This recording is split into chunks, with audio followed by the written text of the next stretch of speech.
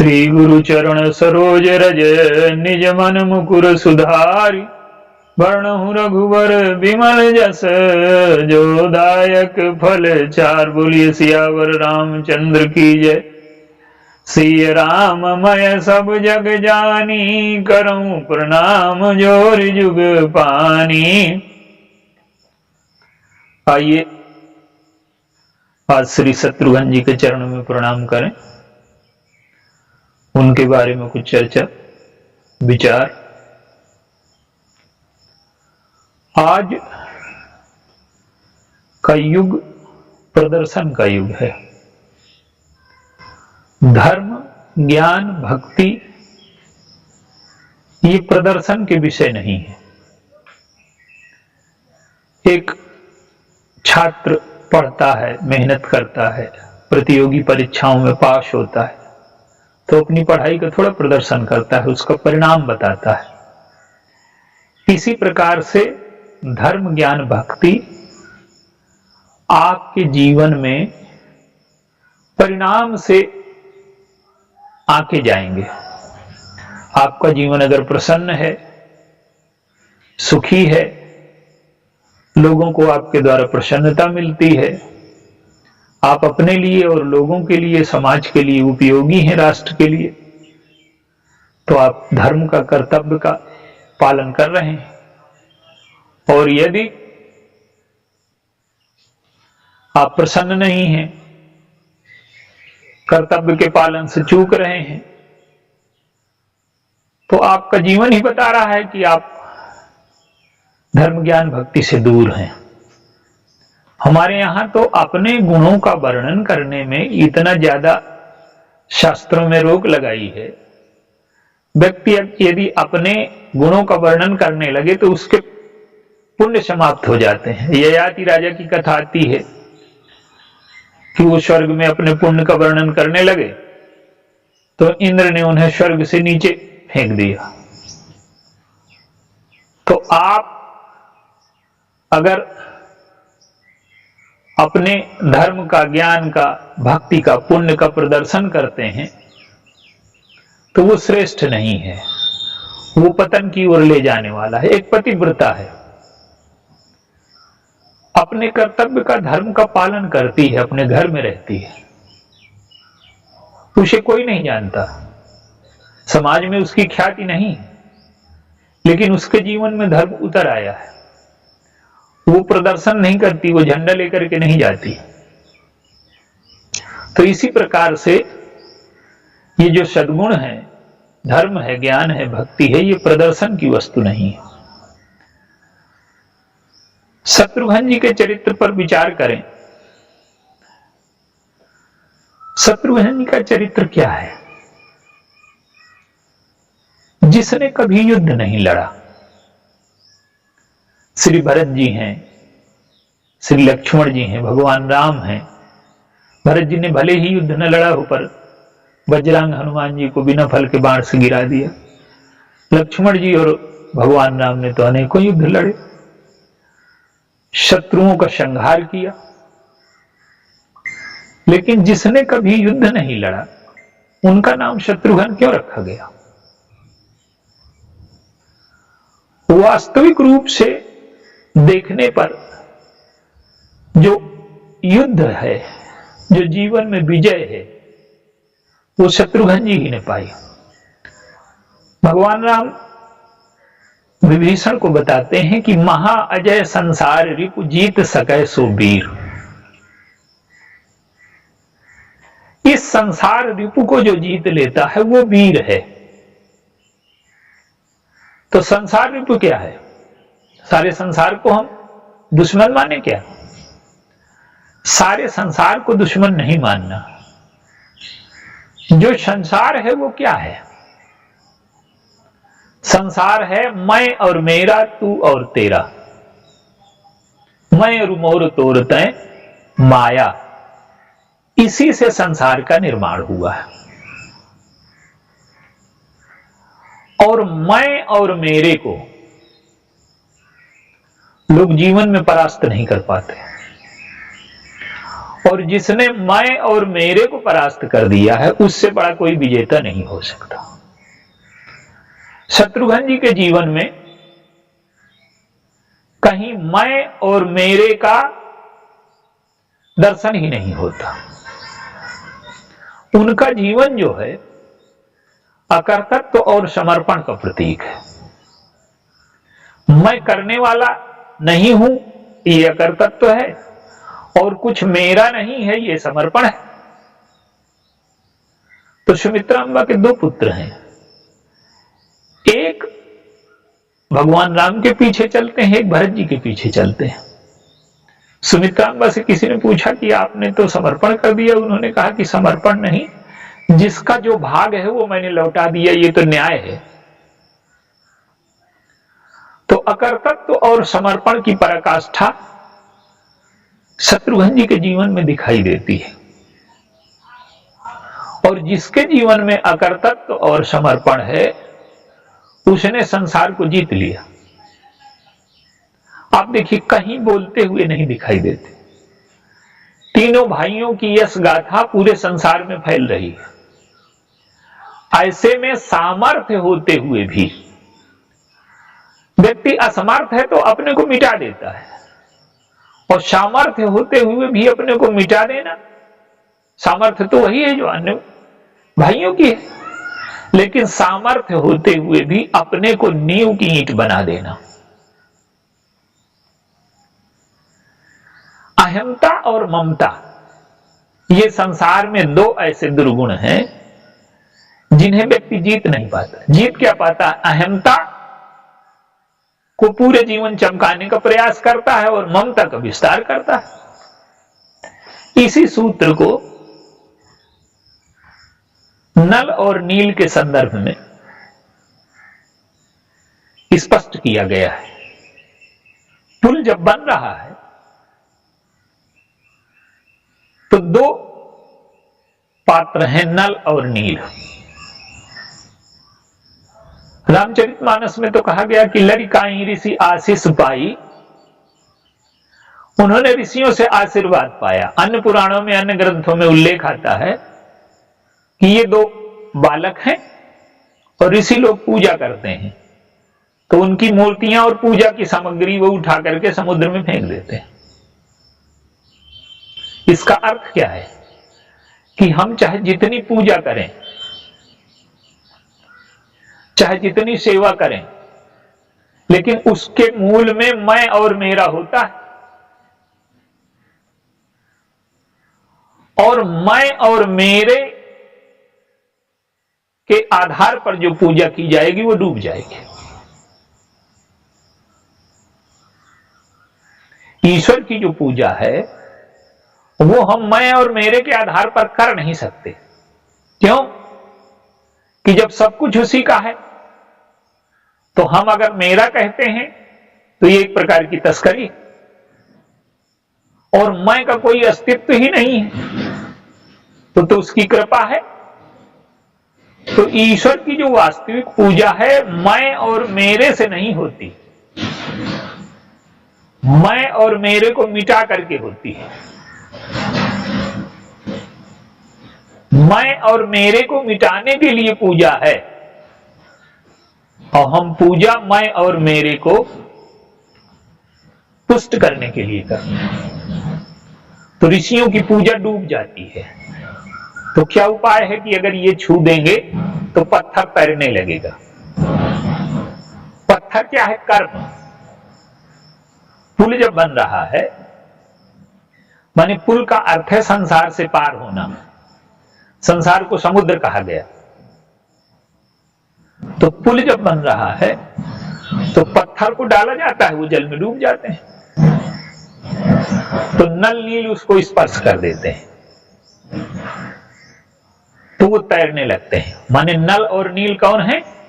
अकर्तृत्व और समर्पण।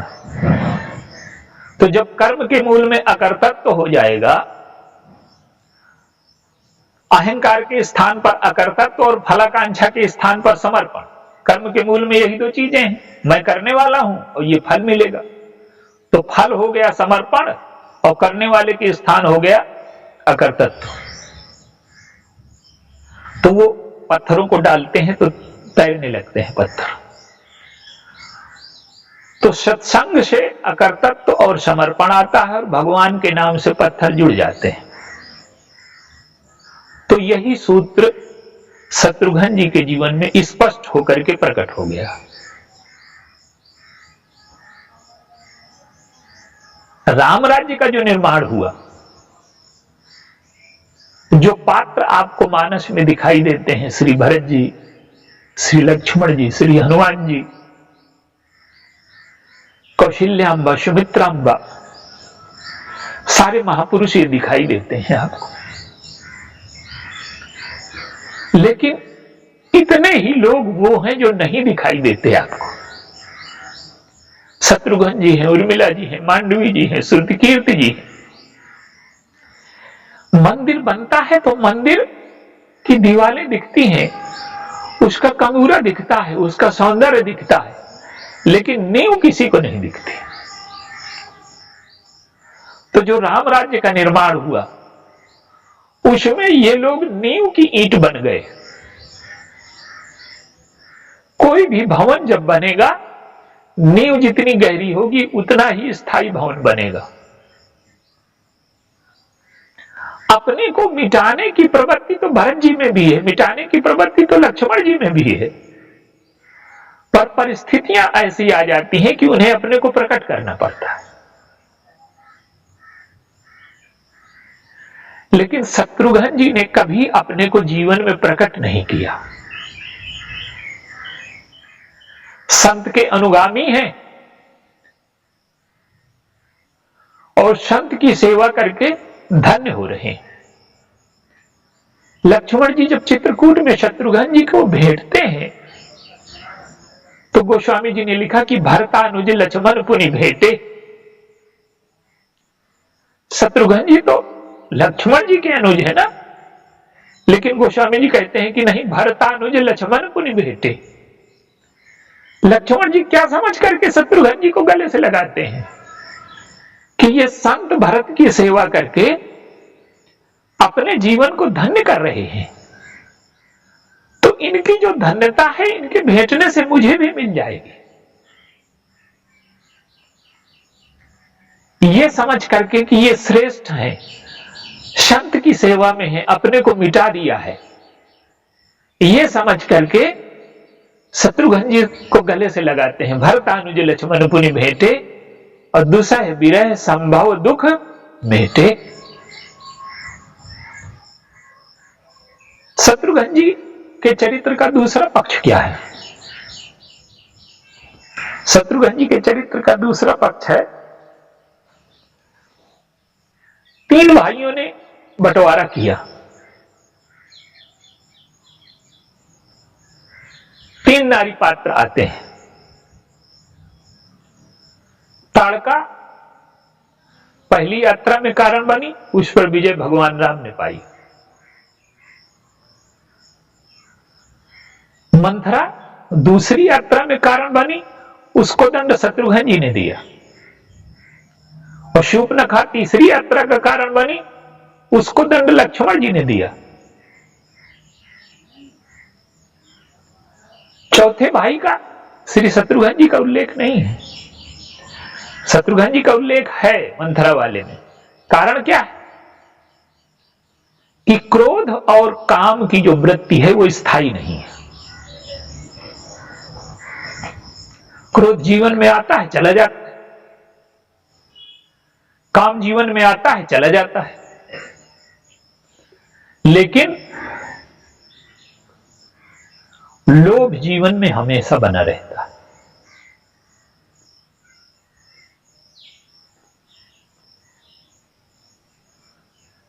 लोभ का संबंध बुद्धि से है, काम का संबंध मन से है, क्रोध का संबंध अहंकार से है।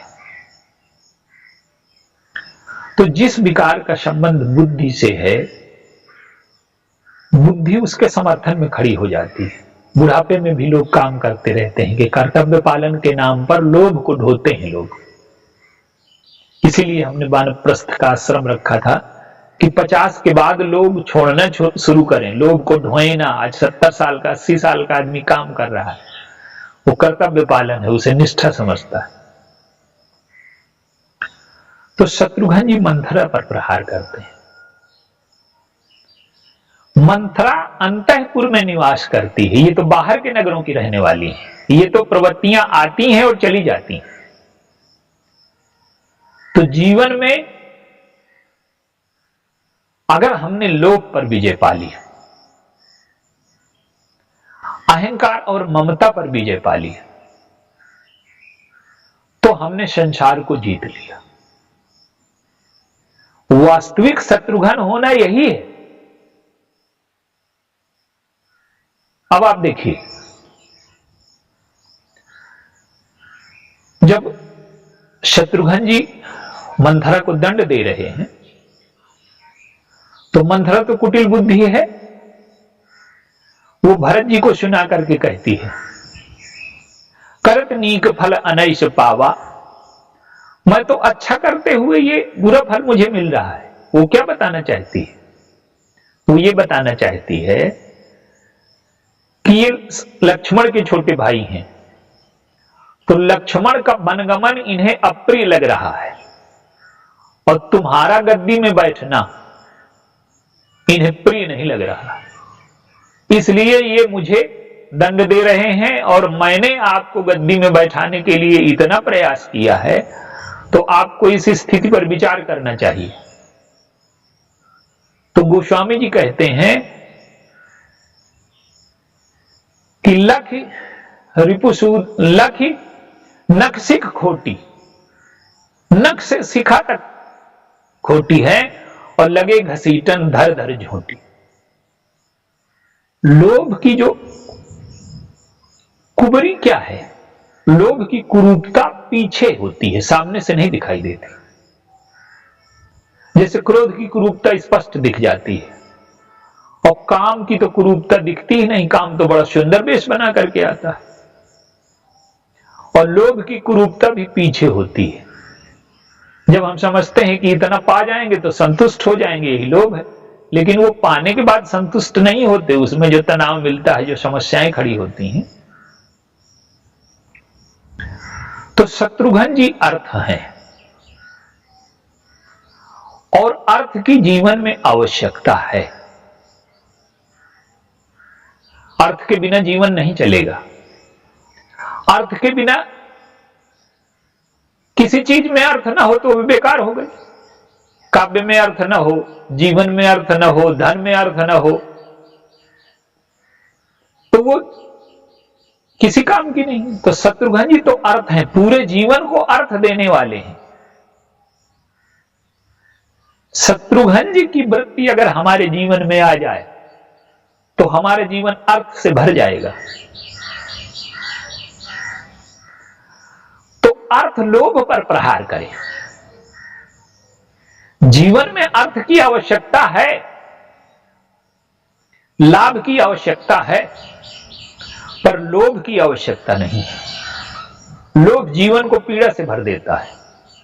हमारे संतों में कबीरदास जी हैं, उनसे पूछा गया कि कितना चाहिए, तो वो कहते हैं कि साईं इतना दीजिए जामे कुटुंब समाए, हमारे परिवार का भरण पोषण हो जाए। इतना नहीं, और चाहिए, मैं भी भूखा न रहूं, मुझे भी भूख लगती है, इतने से हो जाएगा। साधु न भूखा जाए, कोई साधु आ जाए उसको भी मैं खिला सकूं। तो जब लेने के स्थान पर देने की भी वृत्ति आ जाए वो लाभ है, और जहां केवल लेना वो लोभ है। तो जब हम अर्थ के लिए लोभ स्वीकार कर लेते हैं तो हमारा जीवन नष्ट होने लगता है। तो शत्रुघ्न जी ने अंतःपुर में रहने वाली मंथरा पर विजय पाई, जो हमेशा रहने वाली वृत्ति है। और गोस्वामी जी ने शत्रुघ्न जी की वंदना करते हुए कहा, सुमिर शत्रुसूदन चरण शप सकल सुमंगल जान, और परपुर बाद विवाद जय जुआ युद्ध जय जान। शत्रुघ्न जी के चरणों में स्मरण करिए। अगर दूसरे पुर में, वाद विवाद में, जुए में, युद्ध में विजय पानी है, क्या तात्पर्य है इसका? शत्रुघ्न जी का स्मरण करने से विजय मिल जाती है। इसका अर्थ यह है कि शत्रुघ्न जी हमेशा विजयी हैं। जिसने अहंता ममता मिटा दी, जिसने लोभ को जीत लिया, वो विजयी है, क्योंकि वो संत के अनुगामी हैं। और भरत जी की कभी पराजय नहीं हुई। उन्होंने तो ईश्वर को भी पराजित कर दिया, सबको पराजित कर दिया। तो अगर हम शत्रुघ्न जी के साथ रहें और शत्रुघ्न जी की ओर से दांव लगा दें, तो विजय हमारे पीछे पीछे हो जाएगी। भरत जी के साथ रहते हैं, भरत जी की विजय होती है, तो शत्रुघ्न जी की विजय अपने आप हो जाती है। तो यदि हम में अहंता ममता समाप्त हो जाए, लोभ समाप्त हो जाए, और हम संत के चरणों में समर्पण कर दें, तो हम ईश्वर को भी हरा सकते हैं। ईश्वर को हराने का अर्थ है कि ईश्वर हमारे प्रेम में बंदी हो जाएगा। जो प्रेम में बंदी हो जाता है वो हार ही तो जाता है आपसे। हम किसी प्रेम में बंदी हो गए, किसी के तो हार गए उससे। तो विजय केवल बल से नहीं होती, विजय प्रेम से भी होती है, विजय भक्ति से भी होती है। आज लोगों की बुद्धि इतनी भ्रष्ट हो गई है कि वो समझते हैं कि केवल अहंकार की विजय विजय है, प्रेम की विजय का कोई अर्थ ही नहीं रह गया समाज में। और जबकि प्रेम की विजय ही स्थायी विजय है। तो यदि हम शत्रुघ्न जी के साथ खड़े हो जाएं, तो विजय हमारा अनुगमन करेगी, हम जीवन में कभी पराजित नहीं होंगे। आप देखिए, शत्रुघ्न जी मौन रहते हैं, बोलते नहीं है। राम राज्य में अर्थ नहीं बोलता, और किसी के जीवन में अर्थ बोलना नहीं चाहिए। समाज में हम अर्थ का प्रदर्शन करते हैं बाहर, आप घर में देखिए अर्थ बोलता है का? हम कमा करके सब लाते हैं, पत्नी के हाथ में सौंप देते हैं, पिता के माता के हाथ में सौंप देते हैं। कमाया हमने है पर सौंप दिया, फिर कुछ हमारा अधिकार नहीं, किसको कौन सी जरूरत है उसी के हिसाब से बंटवारा हो। हम ये नहीं कह सकते कि हम कमा करके लाए हैं तो हमें ज्यादा चाहिए। हो सकता है हमारे हिस्से में बिल्कुल ना मिले, जीवन यापन भर चले।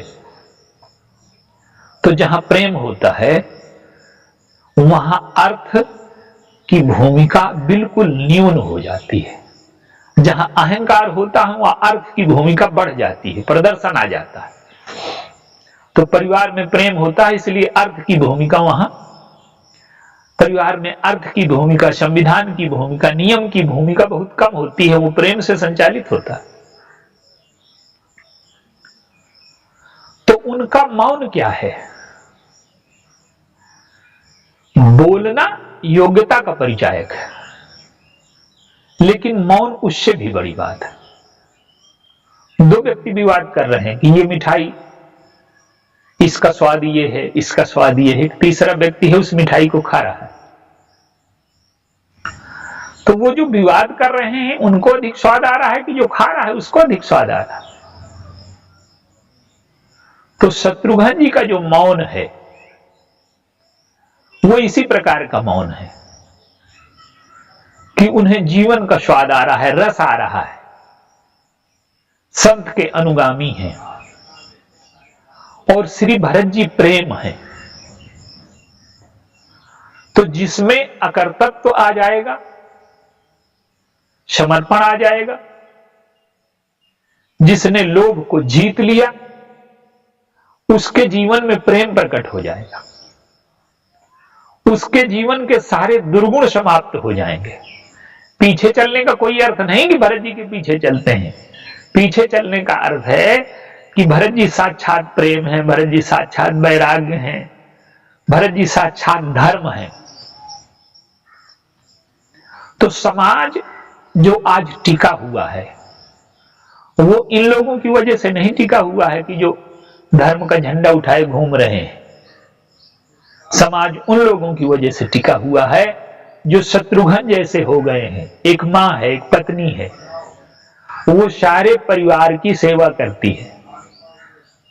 उन्हें कोई धार्मिक मानता है, लेकिन वास्तविक में धर्म उन्हीं के जीवन में प्रकट हुआ है।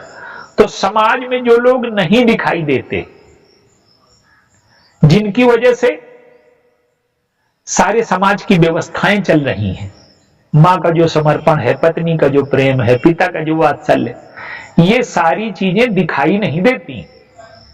जिन लोगों का इतिहास लिखा गया वो लोग ठीक है, वो भी पतिव्रता हैं, सती हैं, इनका इतिहास लिखा गया, पर करोड़ों ऐसी हैं जिनका इतिहास नहीं है। वो शत्रुघ्न बन गई। समाज इसीलिए चल रहा है। तो जीवन में अगर हमें दुर्गुणों को पराजित करना है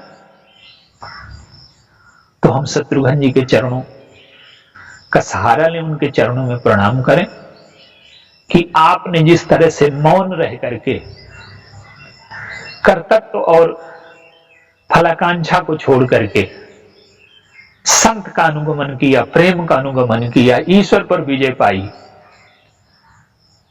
आपने ईश्वर को प्रेम से हरा दिया, वही गुण हमारे अंदर प्रकट हो जाए, प्रदर्शन की वृत्ति समाप्त हो जाए और हम जीवन में वास्तव में शत्रुघ्न जी को अगर अपने जीवन में स्थापित कर लें तो हमारा जीवन धन्य हो सकता है।